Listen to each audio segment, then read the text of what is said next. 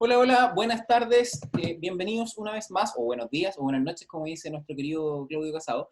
Bienvenidos a Ornitorrinco Podcast, una semana más junto a ustedes. En esta ocasión tenemos un equipo un poco reducido, pero igualmente potente, como todas las semanas. ¿Cómo están, chiquillos? Estamos bien, aquí siguiendo ya los últimos días del año, por decirlo así, igual, con bastante trabajo, por eso las bajas del equipo del día de hoy, igual como siempre estamos atendiendo a varias cosas y el equipo es bastante, digamos, está bastante organizado en ese tema, así que tratamos de mantener el orden y cumplir con con todos los compromisos. Ha estado fuerte la semana también, igual ya fin de año, pero vamos bien, cumpliendo los objetivos. Sí, coincido con Reis. Efectivamente, unas semanas, como han sido las últimas semanas, bien recargadas. eh, y bueno, también desde ahí ajustándose, entendiendo también de que estamos en un periodo de constante cambio y esto va a seguir por un buen tiempo más. Así que bueno, a darle con todo. No, en mi caso, yo tuve la dicha de poder ir este fin de semana largo, salir de Santiago, creo que salí justo en la raya, me enteré cuando estaba fuera de Santiago que, que volvían las restricciones. Y bueno, ahí pude relajarme un poco, ver el litoral, hacer la ruta de los poetas, según me dijeron, pero ya estamos aquí en el mundo real y ya los proyectos igual me están cobrando esos días. ¿Qué sucede? Sí, pues a mí me pasa, a mí también me pasa que semana corta, yo siempre digo que es pan para hoy y hambre para mañana. Para mí igual tengo que meter los 5 días en 4, no sé cómo, pero es casi igual. Y claro, coincide ahí con la raíz, un fin de año bien movido, lo cual es súper bueno, no solamente por los negocios, por donde se le pueda ver desde un aspecto más empresarial, sino que también significa que el mercado vuelve a moverse, que las empresas interiorizan estos cambios sociales que ya existen, de entrar en pandemia, que salimos de la pandemia, o sea, que salimos del confinamiento, que entramos nuevamente, que entramos pero no entramos porque hay ciertas cosas que se mantienen de una fase, pero en realidad estamos declarados en otra, tratando de entender eso también, pero entendiendo que todo es por el bien de, en este caso, de la sociedad. Eso hay que mantenerse pensando eso, si no nos volvemos locos. De Por mi lado, cuidarnos y también, harto mantenernos. calor nomás. ¿Cómo? La idea es eso, pues cuidarnos, tratar de ser lo más responsable posible, cada uno como individuo, para que al final los números no sean negativos o tan negativos como se esperan. Claro, cuidarse uno para cuidar al de al lado también. Una visión más social de la pandemia, que es como debiese ser. Exacto. Hoy nos toca un caso emblemático, un caso súper emblemático encuentro yo, porque yo creo que la gente en Chile se va a acordar, la gente de todo Chile que nos oye, se van a acordar ¿Y de del este mundo caso, entero? claro, y del mundo entero, que es el caso WannaCry. ¿Por qué decidimos tocar esto? Porque estamos en una vuelta de casos emblemáticos y en Chile, yo creo que en particular en Chile, fue uno de los casos que dio más revuelo, porque esto pasa en 2017, donde no se hablaba tanto de casos masivos, por lo menos que afectaran al país en estas temáticas.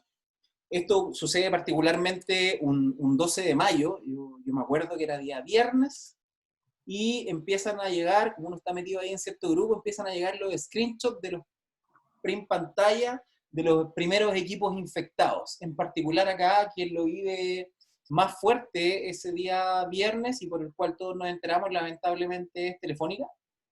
Hay ciertas tomas de decisión que llevan a acciones y que básicamente apagar los equipos y esperar a que se haga un estudio sobre lo que estaba pasando. Lo único que se tenía claridad es que era un ransomware.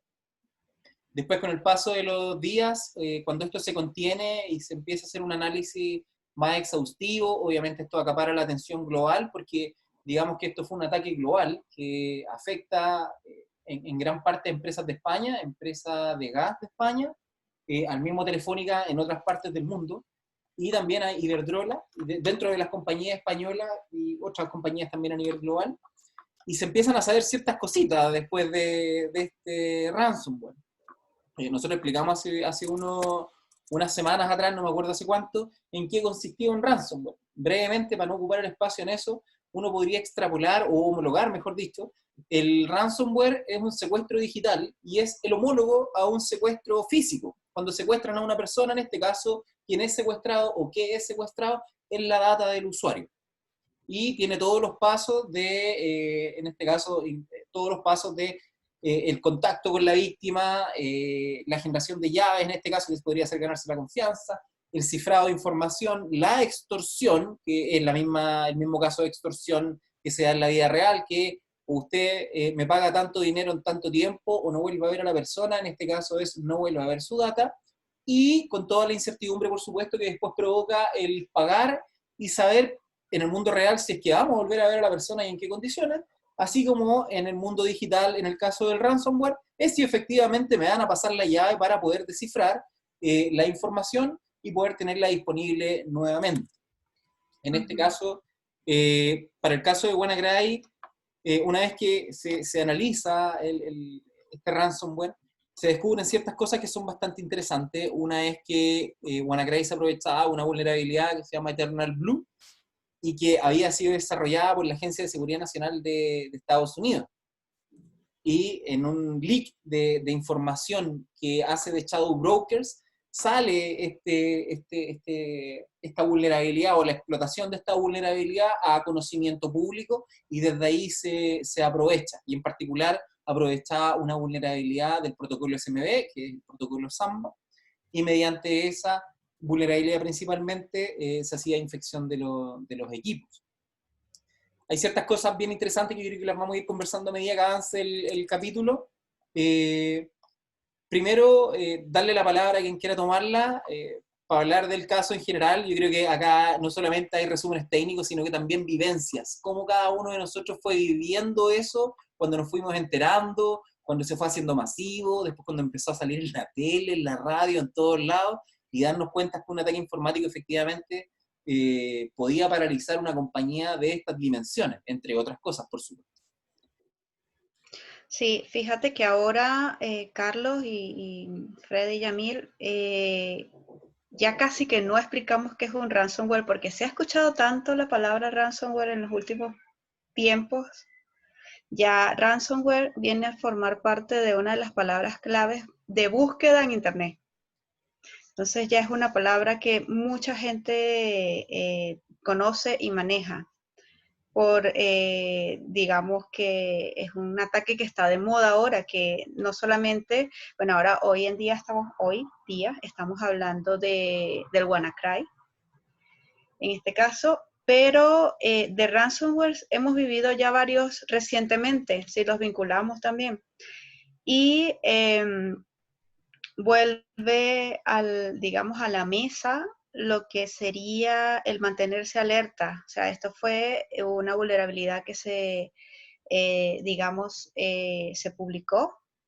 Hubo un parche que sacaron las empresas, en este caso, Microsoft, y no se aplicó. Entonces está el tema de las alertas y del poner atención a lo que está pasando en el terreno, en este caso, en el terreno de guerra, o sea, qué está ocurriendo afuera y a qué tengo que mantenerme yo alerta para poder resolver o para poder, digamos, mitigar el riesgo o atender proactivamente, digamos, la mantención de la operación de la organización y el cuidado de los activos críticos de la empresa.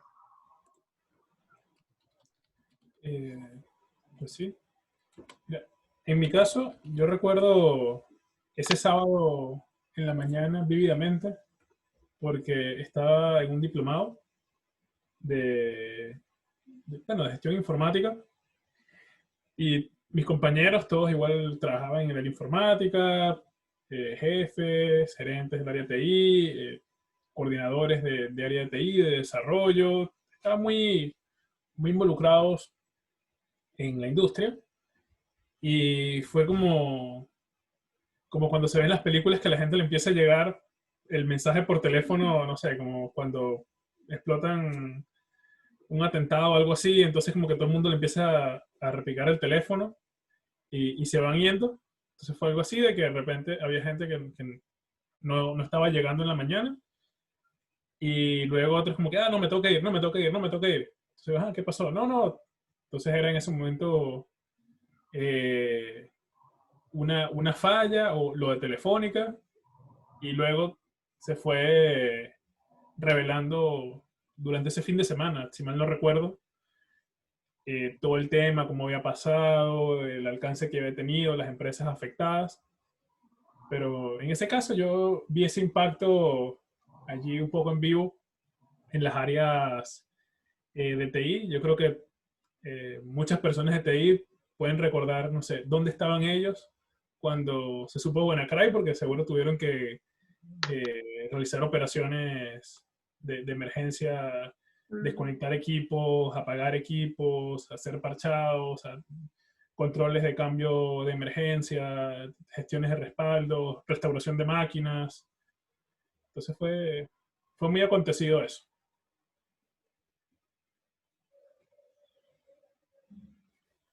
Sin duda, mira, yo también recordando ese día, o esos días, como pasaron, también con un recuerdo muy parecido a lo que indica Carlos, llegada de mensaje a través de ciertos grupos indicando que había ocurrido esto, con algo no muy claro, información básicamente que se filtraba de las empresas que fueron afectadas. Y bueno, no habían solamente pantallazos, hay cosas que me llamaron demasiado la atención, como audio, en donde se indicaba por altoparlantes de algún modo que se dejaran los equipos como estuviesen, que no se operara más en realidad con los equipos, algo así era el mensaje, pero había una instrucción de por medio. Eh, eso me pareció que fue sumamente violento, como dentro también del contexto que uno manejaba de este tipo de temas. Así que sin duda que fue o marcó un hito en lo que íbamos a venir también relacionando después con otro tipo de incidentes. A ver, dentro de lo que me parece también destacable es todo lo bueno que viene después de un incidente, que tiene que ver con que también comienza a cuestionarse el modo de que cómo estamos construyendo seguridad o cómo lo estamos haciendo básicamente. Por otro lado, eso siempre es el mejor momento, y eso lo podrán indicar varios actores que hoy día son responsables de este tipo de temas en otras organizaciones y que justamente es el momento como para poder solicitar algún tipo de presupuesto o poder aumentar la probabilidad de que te aprueben eh, la mejora de cierto proceso, optimización o la compra de algún tipo de herramienta, etcétera. Por lo tanto, también es una buena oportunidad para eso y después lo vimos seguido al año siguiente y los años que han venido después, todos han tenido su incidente que ha movido en definitiva el mercado. Por lo tanto, para mí, WannaCry viene sin duda a mover eso y por otro lado a generar una serie también de buenas prácticas que hemos visto que han generado este tipo de incidentes también. Y acá principalmente buenas prácticas que yo creo que van por el lado de cómo lo hacemos de una mejor manera a la hora también de poder responder a este tipo de incidentes, como dentro, por ejemplo, dentro de la información que uno puede filtrar como organización de un incidente que está pasando. Eh, bueno, también ahí vemos casos extremos, como justamente lo que también hoy día está en el mercado por el lado de Cencosud, en el caso de que sabemos que en este caso, o hubo un incidente, pero por otro lado también no se comunica nada. Entonces también tenemos el caso extremo de manejo de comunicación, aunque ese caso queda en este caso, mucha historia por recorrer. Así que bueno, yo creo que trae cosas interesantes, harto aprendizaje de por medio para el mercado. Sí, es súper súper valioso eso. Hay algo puntual acá en el caso de WannaCry, ¿ah? Y que creo que ahí le voy a pasar la pelota a Yamil, y que tiene que ver con que eh, una vez que se hace el leak, está el boletín de seguridad de Microsoft que el 14 de marzo, en este caso, libera un parche para la vulnerabilidad, en este caso, que era la MS17010, y digamos que esto pasa en mayo. Entonces, ¿qué pasa en esos 2 meses y por qué esto tiene tanta cabida a nivel global? Si había pasado marzo, abril, mayo, con una vulnerabilidad que estaba ahí, que estaba declarada, y por otro lado un parche que estaba disponible. ¿Qué pasa con la gestión de remediación de vulnerabilidades en ese tiempo? Y hablamos de gestión de remediación de vulnerabilidades en empresas que son globales, que son gigantes, donde sus procesos deberían estar sumamente normados. ¿Qué pasa ahí? Sé por ahí también que, bueno, sé por ahí en realidad, es una forma de decirlo, pero tenemos varias buenas prácticas en las cuales nosotros nos podemos basar para hacer una gestión apropiada de parchado y de descubrimiento y gestión de remediación. Entre otras está la NIS 800-40, que es la que nosotros utilizamos principalmente, pero así también hay una serie de prácticas que no solamente se desprenden de la norma y no solamente se desprenden de lo técnico, sino que también tiene que ver con los procesos, con cómo nosotros identificamos la criticidad de ciertos activos y qué tratamiento le damos a eso. Entonces ahí me gustaría cederle la palabra a Yamil y preguntarle un poco esto, o sea, ¿cuál es tu opinión respecto al tema del parchado, sobre todo habiendo pasado todo este tiempo, una empresa tan grande, podrá costar mucho gobernarla? Cuéntame más tú. Mira, el tema del parchado es fundamental y ya lo hemos conversado antes de un poco el lado aburrido de la seguridad. El parchado es parte del lado aburrido de la seguridad. O sea, mantener la máquina actualizada, parchada, hacer todo el proceso de tomar el parche, pasar por el CAP, aprobar que se vaya a aplicar, ponerlo en un ambiente de prueba, verificar que la máquina funcione adecuadamente y luego pasarlo a las máquinas que estén en productivo una vez ya se haya comprobado que el parche no afecta la funcionalidad. O sea, eso es, digamos, el proceso al cual las empresas deberían, o las organizaciones, deberían tender, deberían querer llegar o aplicar. El tema es por qué muchas se quedan en el camino. Entonces, en algunos casos, empieza desde lo más atrás, que es que no haya, como nos dice las buenas prácticas y también las normas, que debe haber un monitoreo de estas alertas, de estos boletines. Es decir, el área de TI debería idealmente contar con una suscripción donde ellos puedan verificar cuáles son los últimos boletines de seguridad de los sistemas que están implementados en la organización y así ellos estén enterados de que existen parches nuevos que tienen que revisar.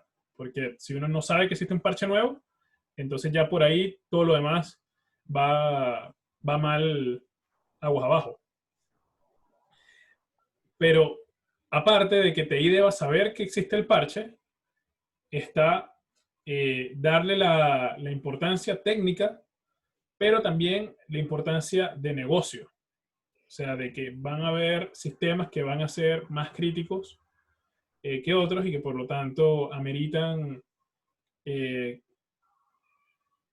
alguna forma buscar aplicarlos con más premura, eso sí, probando primero que funcionen antes de pasarlo a productivo, pero en ciclos acortados. Y otro tema que pasa es que, y creo que es una de las razones por las cuales el parchado se le tiene más miedo, que es la falta de ambientes de prueba. Pero entonces muchas veces lo que pasa es que el área de tecnología en efecto reporta que hay un parche, que hay que aplicarlo, pero el negocio está reacio a, digamos, molestar mucho la infraestructura porque está, entre comillas, funcionando.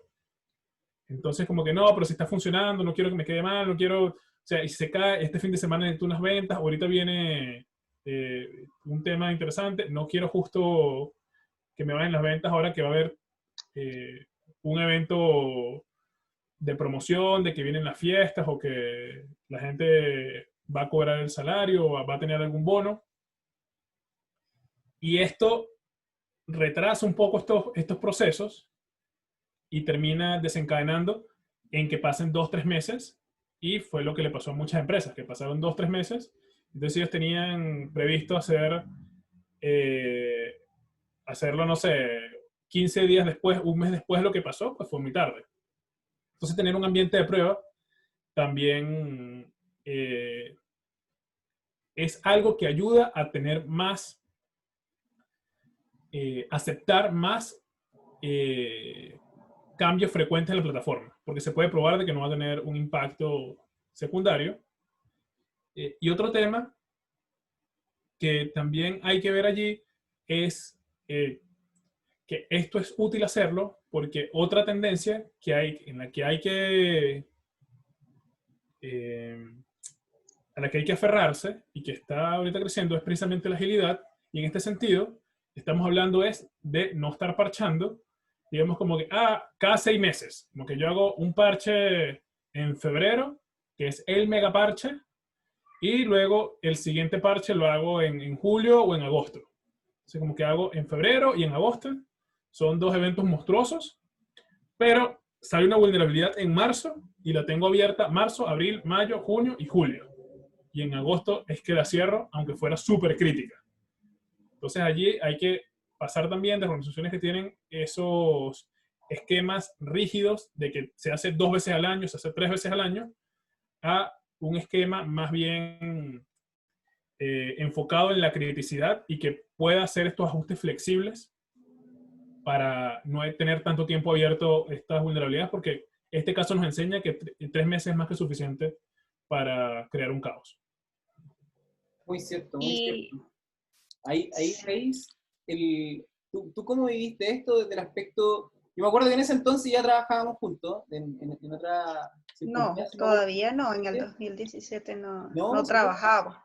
Estaba yo en otra área. Razón. De hecho, yo estaba en otra área y es lo que quería comentar. O sea, fíjate que en ese tiempo, en el 2017, yo no tenía nada que ver con ciberseguridad. Por ende, este tipo de noticias, al igual que mucha gente que no tiene cero que ver con ciberseguridad, en este caso tecnología como tal, de este tipo, pues no se entera. Nosotros, o sea, por lo menos yo en el proyecto donde estaba en ese momento, pues yo ni siquiera me había enterado, ni supe ni nada de lo que pasaba a nivel de ciberseguridad. O sea, y tampoco era como que mi interés en el momento. Entonces son cosas que yo digo que pasan y pasaron los años y a los años más allá después uno ve que si noticias, cosas que le pasaron a las empresas porque son empresas importantes y cuestiones que salen temas que salen ya con más facilidad y de los cuales se hablan con más tranquilidad, pues porque ya pasó el tiempo, porque ya es un caso de estudio, porque ya, digamos, la gente no es una alerta del momento. Y es ahí donde pues uno se entera cuando está fuera de esto. Pero si lo ponemos a comparar con lo que está pasando hoy en día, fíjate que no es necesario que tú estés dentro del área de tecnología para enterarte de que ocurrió un ransomware en una empresa X. Y es lo que pasa, es lo que ocurre. No, a lo mejor la persona no lo nombra o no lo conoce, como que no, mira, es un ransomware con esto y pasó lo otro y estas son las cosas técnicas que están ocurriendo, no, sino, mira, están atacando. Ya el tema de están atacando un sitio o está fallando, se cayó la plataforma, esas son las cosas que normalmente escuchan de las personas que no están ligadas a este tema. Y fíjate que igual lo escuchan, igual ya son cosas que no solamente, digamos, no afectó a la operación de una empresa de tecnología o una empresa de X rubro, sino que también está afectando ya directamente a los usuarios finales de los servicios de estas empresas que están siendo atacadas. Y que, o sea, el acceso a la información también en este momento es más volátil, o sea, están no solamente por ahí, sino por las redes sociales. En el caso de Cencosud empezaron a salir por todos lados las fotos, por los grupos de WhatsApp de las facturas, de los compradores y todo eso. Entonces, es algo que ya, por eso hacía yo al inicio, por eso comentaba que es algo que se está conociendo ya muy fácil, o sea, que ya es parte del vocabulario, el tema del ransomware.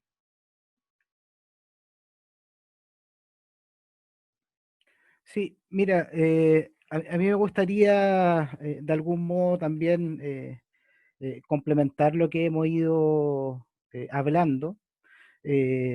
Por un lado, conectar lo que indicaba Yamil acerca de estos factores relevantes a la hora de poder generar un proceso de gestión de vulnerabilidad y gestión de parchado o gestión de remediación de una manera más optimizada. Y quiero desde ahí, Yamil, el poder también recalcar esos puntos que el último que nombraste tiene más relación al proceso como tal de gestión del parchado, es decir, tener justamente también estas máquinas en donde esté este ambiente de prueba que me permite tener esa flexibilidad. Pero por otro lado, lo que me parece aún más relevante tiene que ver con un control que muchas veces pasa a ser un control basal o higiénico para montar un proceso de gestión de vulnerabilidades, que tiene que ver con el poder identificar el ámbito, en este caso, de activos de información y de máquinas, en este caso, que están relacionadas, y desde ahí los niveles de sensibilidad de esto.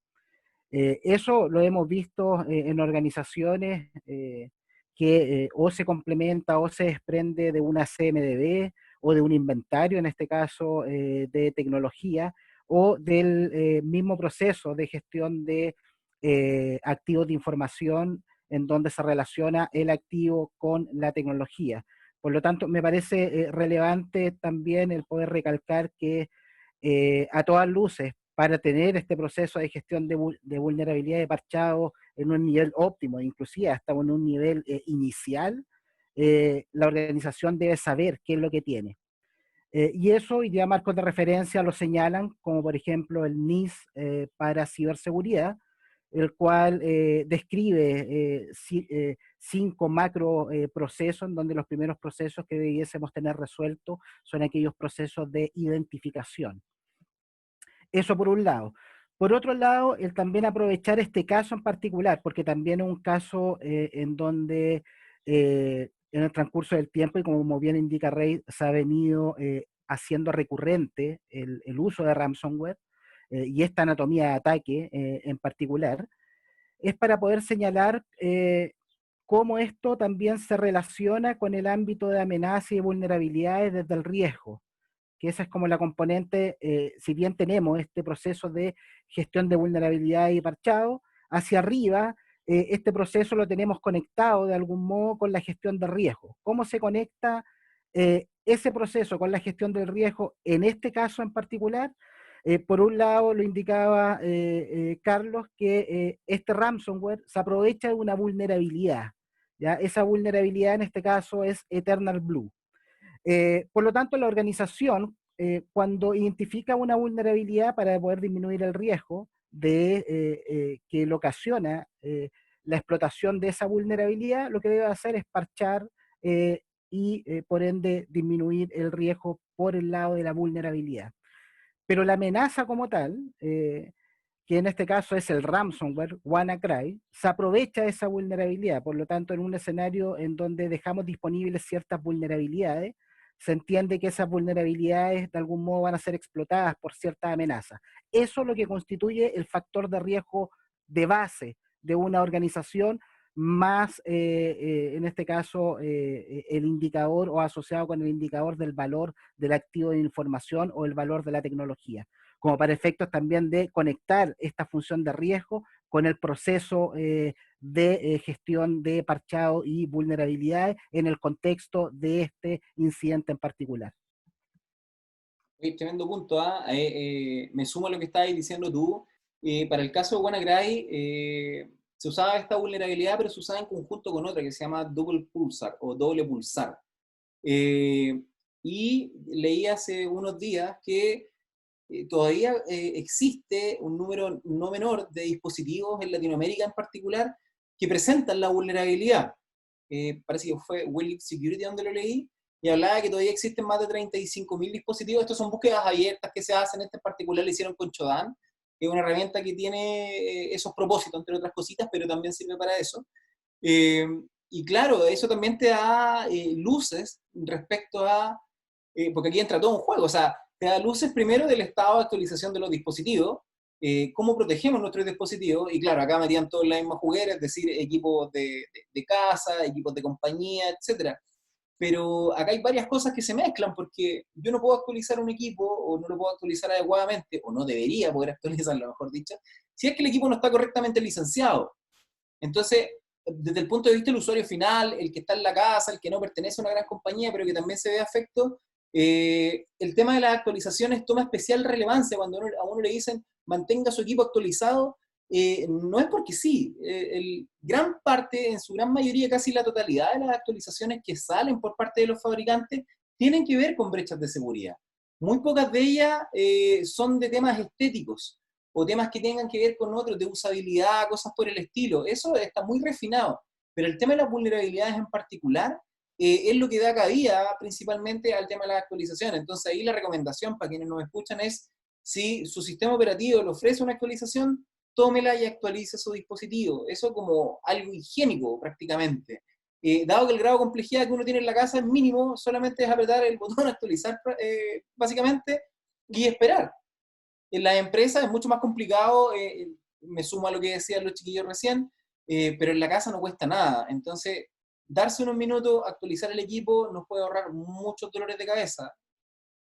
Eso quería agregar como algo que no está de más mencionarlo, y decir que las actualizaciones son importantes, que hay que tomarlas, no comen mucho tiempo, y ya viene todo hecho para que uno solamente tenga que dar a aceptar, es decir, dar el consentimiento. Pues sí, allí lo único que sí le diría a la gente en casa es que igual mantenga también sus respaldos, porque hay algunas actualizaciones que no transcurren según lo planificado, pero hay que aplicarlas. O sea, sí hay que aplicarlas, y para eso hay que tener también respaldos, que se puede buscar soluciones en la nube, se puede tener un disco duro externo, o un pendrive de gran capacidad. Hay varias formas de llevar esto en casa de forma manejable, pero es importante, esos son otro control higiénico básico para todas las personas que nos estén escuchando, que tienen que ir aplicando. Pero algo que también quisiera tratar aquí en el minuto geopolítico del blog es, aquí hemos hablado varias veces del tema de las amenazas avanzadas persistentes, que son estos grupos que tienen, digamos, gran capacidad técnica y gran apoyo logístico, no siempre identificado, y que pueden realizar ataques ambiciosos. O sea, que pueden estar atacando constantemente bancos, entes de defensa, de inteligencia, pueden estar haciendo robos, pero es un nivel más allá de lo que uno considera normalmente como crimen organizado ya. O sea, son organizaciones realmente organizadas alrededor de las actividades clandestinas en el ciberespacio. El tema es que hay algunas que son, o sea, podrían ser no gubernamentales, pero hay muchas que sí tienen nexos con los estados-nación o con las entidades gubernamentales. O sea, han sido algunas enlazadas con ejércitos, agencias de inteligencia, armadas, fuerzas aéreas, etcétera. Del lado civil, del lado militar, pero dependiendo de entes gubernamentales, y que a nivel mundial llevan a cabo diversas actividades. ¿Cuál es la relevancia de eso a esto? El tema es que Eternal Blue y Double Pulsar salieron a la palestra mundial luego de haber sido desarrolladas por la NSA, la Agencia de Seguridad Nacional de Estados Unidos, por los Shadow Brokers. Entonces, esas herramientas que eran para uso interno de la NSA, los Shadow Brokers la publicaron y luego fue usada por WannaCry y por otros ransomware, no solo por WannaCry. También estuvo, creo que Petya, NotPetya y otro más que usaron la misma dupla Eternal Blue Double Pulsar y que se solucionaban igual con MS17010. Que si mal no recuerdo era un tema en el protocolo SMB. Si mal no recuerdo era lo que era un protocolo que se usa para las carpetas compartidas y los recursos compartidos en las redes Windows, que también en Linux hay implementaciones de ese protocolo, pero ese stack o esa implementación no estaba comprometida, si recuerdo bien, a mi yo del 2017 y 2018. Y eso me lleva a reflexionar un poco sobre el tema de la importancia geopolítica para la ciberseguridad también. O sea, porque si vemos que de alguna forma la guerra se ha ido ampliando su alcance, o sea, digamos que en algún punto la guerra habrá sido solamente por tierra y luego la humanidad logró la innovación de tener naves acuáticas, o sea, barcos, canoas, balsas, etcétera, y ahí empezó de alguna forma la guerra marítima.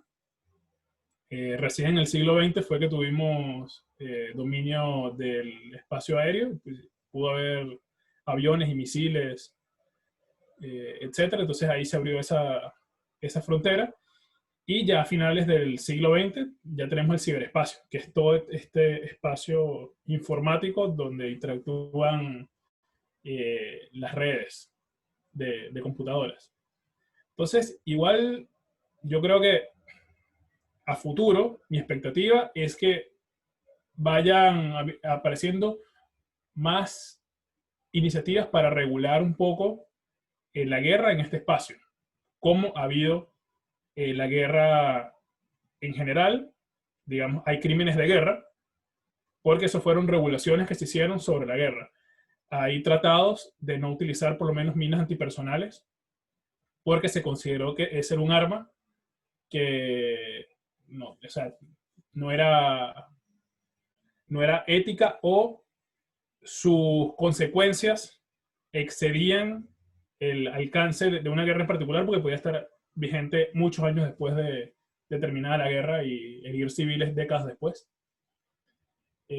Por lo menos en el mar, en algún tiempo fue aceptable que los países emitieran patentes de corso. Le dieran a alguien como que, sí, tú puedes ser pirata y tú vas y saqueas barcos en alta mar con nuestro permiso. Eso en algún punto fue aceptable. Y el Caribe estaba lleno de gente con patente de corso. Pero ya eso no es aceptable. O sea, ya si un país en el Caribe o eventualmente en cualquier otro mar empieza a emitir patentes de corso para que los civiles puedan empezar a asaltar a embarcaciones, eso no sería bien visto hoy en día. En cuanto al ciberespacio, lo que me suena así que está como lo más reciente que se ha innovado es el tema del convenio de Budapest, por el tema de los ciberdelitos. Pero mi expectativa es que esto vaya un poco más allá, porque, o sea, las consecuencias de este desarrollo de armas, de ciberarmas por parte de los Estados-nación, que luego puedan caer en las manos equivocadas, ya estamos viendo que de repente no estén en beneficio de la sociedad. Entonces allí quiero traerme una cita. Aquí estoy spameando bastante, pero ni modo. Una cita de La Materia Oscura, que ahorita en HBO tiene una serie, pero son unos libros, son muy buenos. También salió una película que era La Brújula Dorada. Ahí hay una cita, creo que es en el segundo libro, porque hay como que un cuchillo que tiene unas particularidades. No voy a spoilear la tema, pero hay un cuchillo que es muy importante, tiene unas propiedades muy, muy interesantes y en algún momento hay que repararlo. Y entonces quien lo va a reparar, como que lo ve, y entonces como que duda bastante en hacerlo. Y entonces dice que las intenciones de una herramienta son lo que hace. Un martillo intenta golpear. Un tornillo intenta agarrarse. Una palanca intenta levantarse. Son para lo que están hechos. Pero a veces una herramienta puede tener otros usos que no conoces. A veces, al hacer lo que pretendes, también haces lo que pretende el cuchillo sin saberlo. Entonces allí, o sea, quiero decir que la intención de estas herramientas son intervenir sistemas, son causar daño en sistemas informáticos, son pasar inadvertidos, son robar información, son afectar la operación de industrias o de organizaciones. Entonces, esa es la intención de estas herramientas. Y, o sea, incluso queriendo encauzarlas, es posible que la herramienta encuentre su verdadero uso, que no es el que le teníamos pensado. Qué tremendo, ¿eh? Qué tremendo. Oye, His Dark Materials es súper buena. No me hagáis spoiler, pues Yamil, de que ya el primer capítulo de la segunda temporada. Ahora no voy a poder escuchar el podcast de nuevo. Sí, hay otro dicho más cortito, ¿eh? Que dice que el infierno está lleno de gente con buenas intenciones. Como, al final, la intencionalidad no quita que se puedan hacer ciertas cosas colaterales, directa o indirectamente. Sí, cuando ya se va saliendo la cuestión de, ya va quedando fuera de control y cae en manos de personas que no deberían caer, pues pasan estas cosas. Tal cual. La creatividad de todos no es la misma. Claro. Los objetivos son distintos. Sí, yo quería preguntar algo en función a lo que muchas veces también nos preguntan y quisiera como compartirlo. Aquí nos han preguntado cuál es la mejor arma para combatir un ransomware o la mejor estrategia para combatir un ransomware o un ataque. Yo creo que no es una respuesta única. Lo que se usa siempre es que no hay una bala de plata, pero hay una serie de medidas que va ligado sin duda a los procesos que hay que tener en cuenta. Y acá tomo varias de las cosas que se han mencionado acá. Lo primero es tener los sistemas al día, o sea, mantener actualizados los sistemas, dado que un ransomware hace uso de una debilidad o una vulnerabilidad para poder, en este caso, accesar de manera no autorizada a un sistema, y desde ahí ese es el primer paso para poder realizar el resto del ataque, el resto de los pasos que te llevan finalmente al secuestro de la información. Y creo que mantener los dispositivos actualizados es clave. Mantener equipos licenciados también es importante cuando uno descarga un equipo que es pirateado o que no tiene una licencia válida. También te estás exponiendo a que ese dispositivo o ese software haya sido intervenido por un tercero y que no te des cuenta. Por ende, la legalidad del software también es importante. En el caso del software open source, validar que efectivamente la integridad de los paquetes que uno descarga venga de los repositorios oficiales también es sumamente importante. Es decir, los orígenes importan mucho. Lo que mencionaba Yamil, el tema de los respaldos es clave. Nadie está exento de que esto te pueda pasar. Puedes tener todas las medidas, incluso estar al día, pero un error humano o un fallo de día cero, es decir, un fallo de día cero quiere decir una vulnerabilidad la cual fue desarrollada, es explotable sobre un cierto tipo de sistema, pero no existe una remediación aún, entonces estamos todos expuestos. Y ahí lo único que queda es construir, en este caso, seguridad por capas. Seguridad por capas me refiero a que, en este caso, si es un malware que está cargado en un pendrive o en algún dispositivo que se va a insertar físicamente a un dispositivo, podemos tener un procedimiento o una política o un control, mejor dicho, que impida que los usuarios, salvo ciertas excepciones, y que el dispositivo que se va a conectar al laptop o al sistema operativo que corresponda, esté autorizado y haya pasado por una serie de pruebas. Sin embargo, debiese existir un control que mitigue, en este caso, el riesgo de que la conexión de un dispositivo no autorizado te lleve a la explotación de una vulnerabilidad que te lleve subsecuentemente a la explotación del ransomware. Pero el tema del respaldo es clave, porque si tú no tienes respaldo, probablemente vas a pensar si es que vas a pagar o no el rescate. Y una de las recomendaciones es nunca pague el rescate. Por supuesto que esto queda a criterio de cada organización, pero es lo mismo que te dicen cuando secuestran a la persona, nunca pagues el rescate, no negocies con terroristas, mensajes de ese tipo, porque al final estás alimentando una industria que vive de eso, que vive del miedo, que vive de la coerción, que vive de, en este caso, chantajear a las personas para poder obtener sus propios fines. Yo creo que un gobierno de seguridad desde lo más alto hacia los controles o hasta lo que está más por debajo también es clave, en el fondo, qué tan normados están los procesos, porque mediante la normalización de los procesos tú puedes llevar un mejor control de tu organización y de la operación de la organización. Y acá uno lo puede empezar a desprender hacia otras cosas, o sea, auditoría, etc. Yo creo que esas son las medidas basales que se deben tener, no son las únicas, pero son medidas basales que se deben tener en este caso para poder prevenir o al menos mantenerte con la higiene que se requiere para prevenir este tipo de ataques, por lo menos los que ya tienen incluso firmas, o los que ya, por ejemplo, WannaCry, que tú sabes que es con tal o cual parche, no te vas a ver afectado si es que tú mantienes tu equipo al día, si es que instalaste los parches que en este caso evitan que se exploten las vulnerabilidades que dan vida a la ejecución de WannaCry.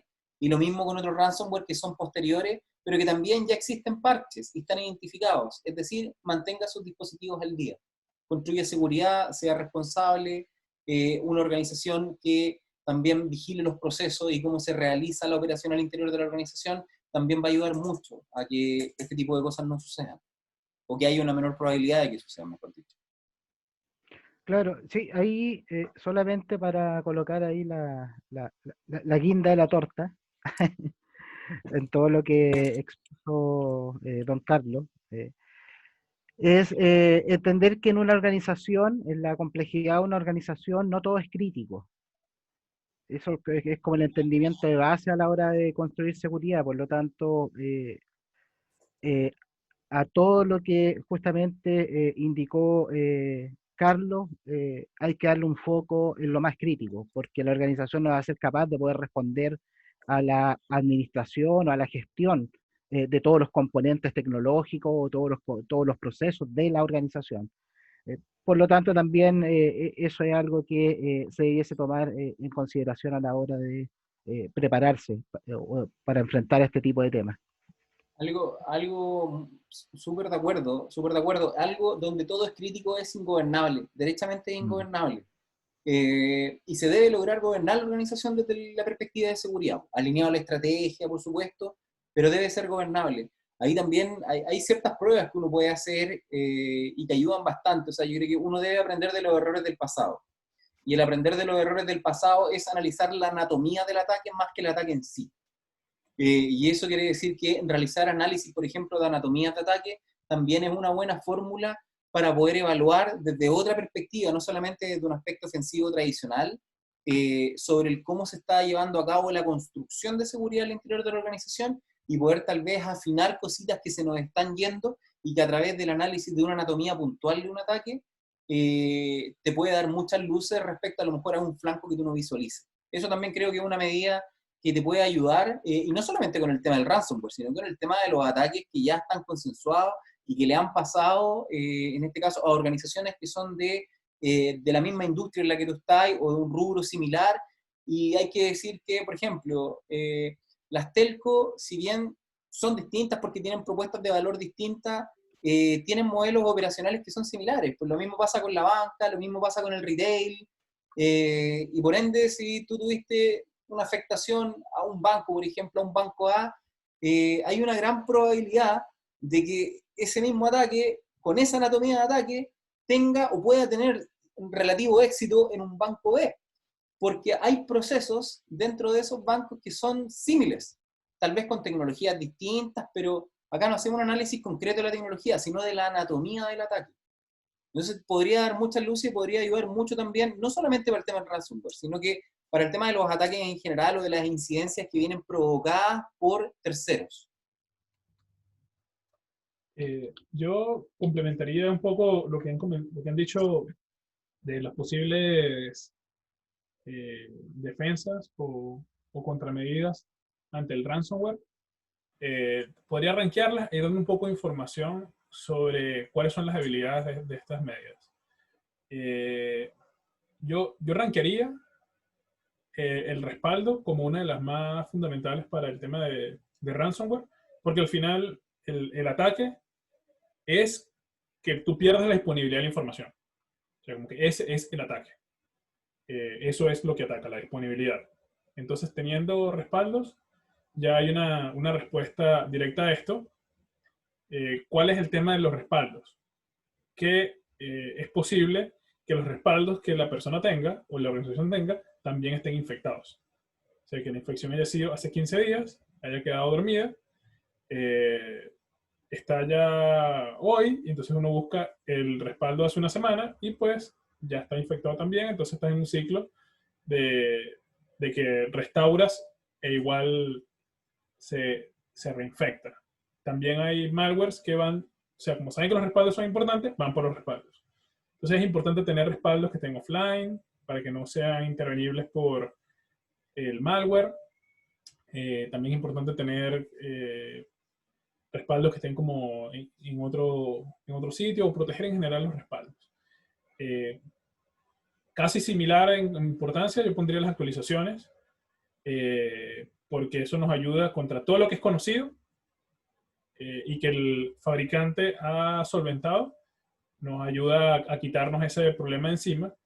El tema es que en algunos casos el fabricante no ha solventado y en otros casos no es conocido, que son ataques día cero. Entonces allí las actualizaciones igual tienen su limitación en ese sentido. Entonces luego hay otras herramientas. Por ejemplo, hay herramientas que lo que hacen es buscar firmas. Por ejemplo, como los antivirus. Entonces buscan firmas de cierto software, de cierto malware. Y allí la gracia es que tener actualizado el antivirus con las últimas firmas, como cuando uno tenía antes que actualizar el antivirus. Me acuerdo que iba como que a los cibercafés y con un disquete actualizaba, bajaba las últimas firmas para actualizar mi computadora en la casa. Allí hay muchas herramientas, no solamente los antivirus, sino también IDS y otras herramientas de seguridad que trabajan en base a firmas y en algunos casos pueden suplir las habilidades por actualizaciones que todavía no han salido por parte del fabricante. Entonces, que uno, aunque no ha salido el fabricante, no se acaba el parche, igual ya hay software que bloquea esas conexiones, bloquea esas actividades, cierra esos procesos, no permite que se ejecute una aplicación infectada, etc. Entonces, esto podría ser también un control en estos casos.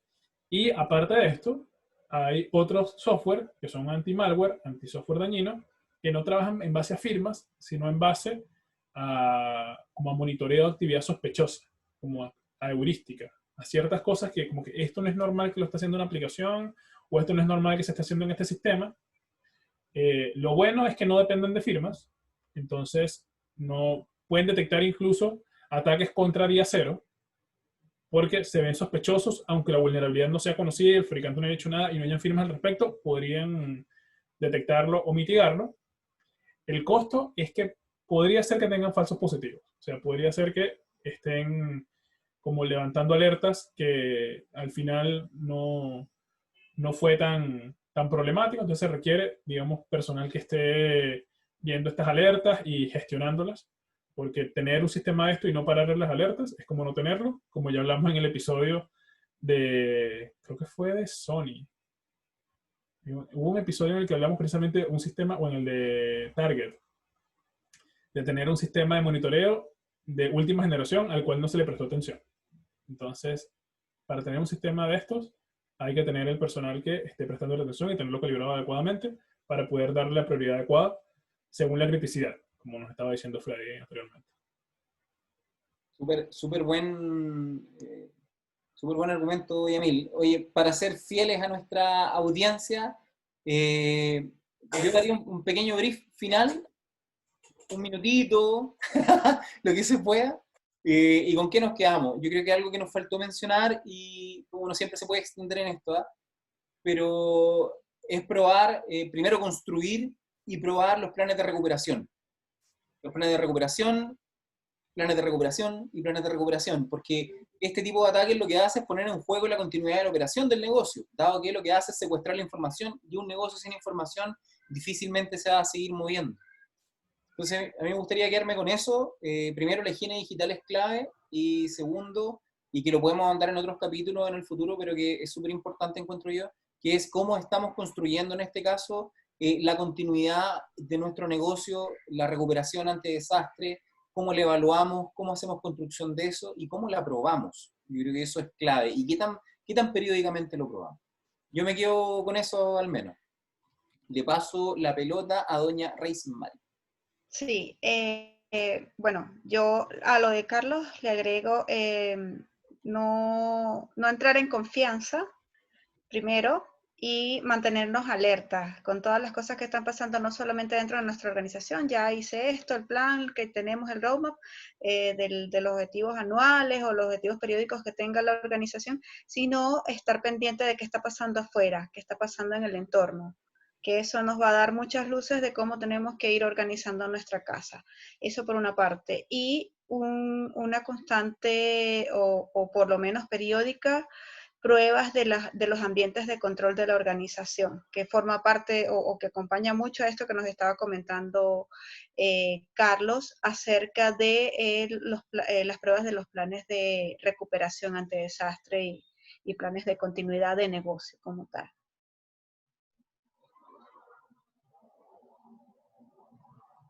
Ok, sí, yo para ir finalizando, primero quiero señalar que debemos hacer un próximo capítulo probablemente puro tema geopolítico y la afectación en este caso con las temáticas de ciberseguridad y seguridad, porque debo decir que quedé al pendiente con una reflexión ahí, producto de la tremenda reflexión que se hizo don Yamil.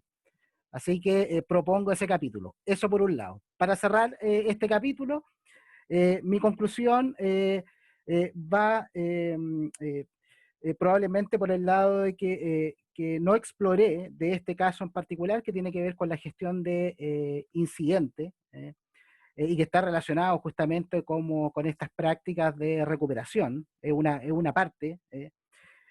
Y en cuanto a la gestión de incidentes, también recalcar que sigue esta lógica o esta dinámica dentro del proceso de construcción de la seguridad, en donde requiere de ciertos controles de base por el lado de la identificación, al igual que el proceso de gestión de parchado y vulnerabilidades. Requerimos justamente saber qué plataformas son las más críticas. También en la gestión de incidentes no podemos responder a todo. No podemos colocarnos en todos los casos y en todos los escenarios. Nuestros recursos son acotados. Por lo tanto, en esa lógica, también es necesario para ese proceso, que a todas luces para nosotros también es un proceso más complejo dentro de la dinámica de procesos de gestión de la seguridad y la ciberseguridad, requiere también de otros controles que son prerequisitos y que justamente son controles que tienden a aumentar el grado de visibilidad de lo que tiene la organización y del valor de eso que tiene. Don Yamil, para finalizar. Acá, bueno, de nuevo dejando el balance de el beneficio versus el costo de la seguridad aburrida. O sea, estamos hablando de que estas herramientas las desarrolló la NSA, o sea, una agencia de seguridad con muchas personas trabajando allí, con mucho renombre en el área de ciberseguridad, con mucha investigación interna en el tema de vulnerabilidades y exploits, y llegaron a esta herramienta. Y estas herramientas tan poderosas pudieron haber sido neutralizadas en abril o mayo de 2017 instalando el parche de marzo.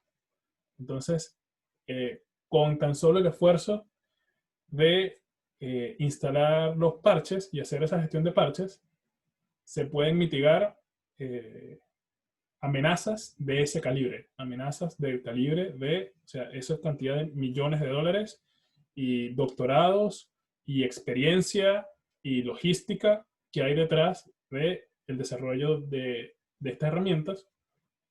Entonces allí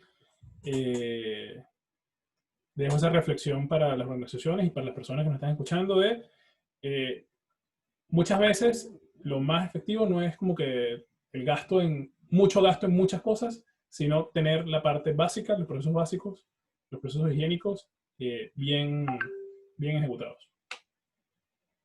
Súper, súper bien. Oye, sí quedamos al debe con varias cositas, pero nunca es tarde. Mientras más hablamos, más cosas nos faltan por hablar. Paradójico. Nada más que decir, muy agradecidos a todos por sintonizarnos una vez más o vernos, dependiendo de la plataforma que sea. Agradecerle al equipo, al tremendo equipo que tenemos, y que tengan un buen término de semana y un mejor fin de semana, y nos estaremos viendo, si la vida quiere, la próxima semana.